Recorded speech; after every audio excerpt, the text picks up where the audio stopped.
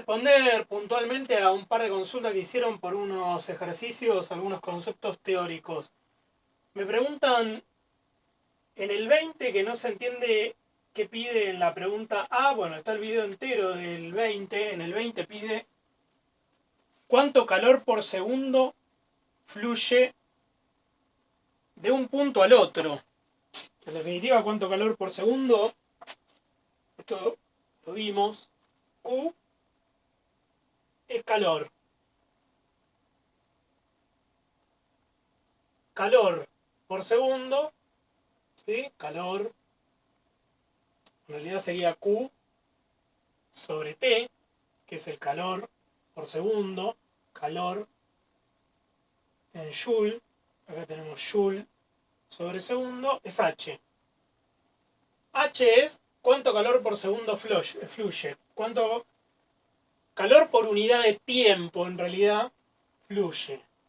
Se mide en joules por segundo. ¿Qué es esto? Joules por segundo. Watt. Esto es watt. Si hacemos memoria, y acá estaríamos contestando otras de las preguntas que hacen, la otra pregunta es ¿cuál es la fórmula de potencia eléctrica? Recordemos, siempre física estudia modelos. Entonces, el ejercicio en donde pregunta lo de la potencia eléctrica es el ejercicio 19, habla de un horno eléctrico, nos pregunta qué potencia eléctrica tiene que otorgar el calentador para mantener la temperatura. Nosotros lo que tenemos es el horno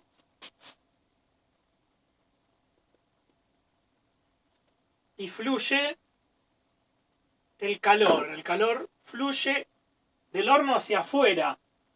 Quiere decir que el horno constantemente pierde calorías porque el calor se escapa del horno y alguien las tiene que aportar esas calorías. En un horno a gas es el gas prendiéndose fuego.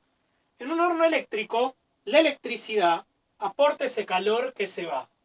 El calor que se va está en joules.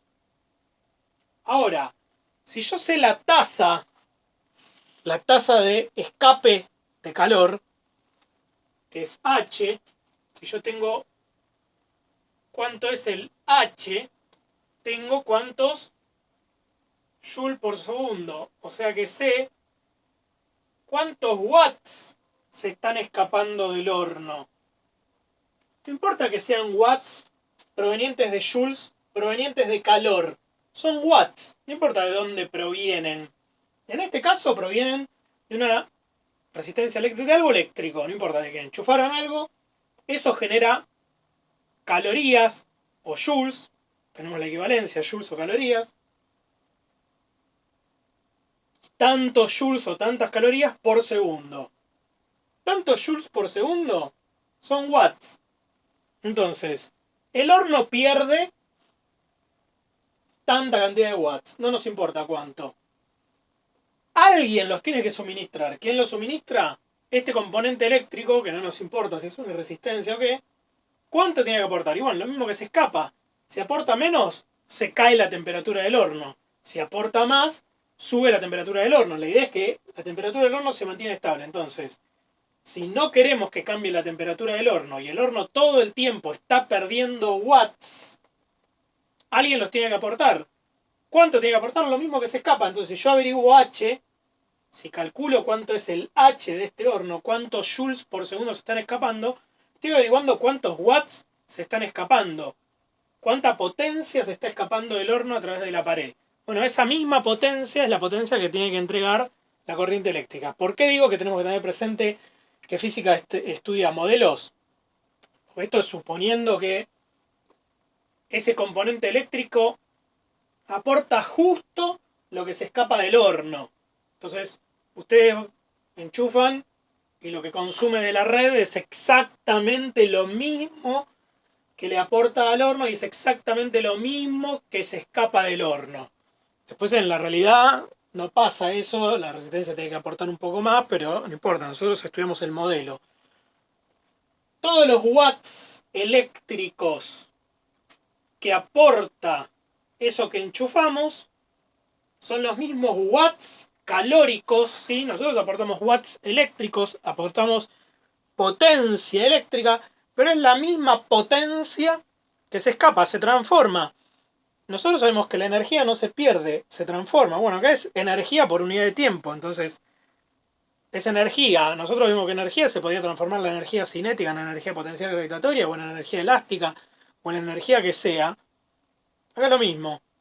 La energía eléctrica por segundo, o sea, los watts eléctricos, la potencia eléctrica, se transforma en energía térmica, ¿sí? En cierta potencia térmica, porque es siempre en la misma unidad de tiempo. Y es lo mismo que fluye a través de la pared, es lo mismo que se escapa, es lo mismo que se pierde, es el H. El H en este caso es exactamente igual a la potencia eléctrica, no es que se usa una fórmula especial.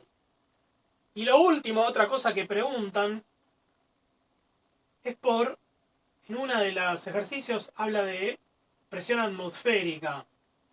Habla de presión atmosférica porque nos dice que hay agua hirviendo a presión atmosférica. El agua hirviendo, el agua hierve, ¿sí? A 100 grados si la presión es igual a una atmósfera. Si nosotros cambiamos la presión atmosférica, cambia la temperatura de ebullición del agua. Esto es para, en este ejercicio puntualmente, lo único que nos están diciendo con una atmósfera es que tomemos como temperatura 100. Nosotros tenemos que tener presente, no nos influye en este ejercicio, y en general nos influye que si tenemos una presión diferente, cuanto más grande la presión, más cuesta hacer hervir el agua. ¿Qué es hacer hervir el agua? Que las moléculas de agua salgan volando, se escapen. Si nosotros retenemos a esas moléculas de agua, ¿cómo las podemos retener? Bueno, aumentando la presión. Compactamos esa agua que estamos tratando de hacer hervir. La encerramos en algún recipiente. Nosotros vamos a poder llegar a una temperatura más alta. El agua va a hervir, por decir algo, a 120 grados. Si nosotros tenemos más presión que una atmósfera, el agua va a hervir a mayor temperatura. Y lo mismo al revés. Si tenemos menos presión, si nosotros subimos a una montaña, ¿sí? Que de hecho esto pasa, esto lo pueden verificar algún día. En la montaña tienen menor presión atmosférica, tienen que subir bastante, tienen que ser una montaña alta. Tienen menor presión atmosférica. El agua hierve a menor temperatura, quizás a 90, 95 grados. El agua ya hierve, empieza a hacer el proceso de burbujeo a menor temperatura. Entonces, en este ejercicio, para lo único que nos sirve que nos digan que la presión es una atmósfera, es para que cuando hagamos las cuentas con la temperatura, tengamos en cuenta que el agua hierve a 100 grados centígrados.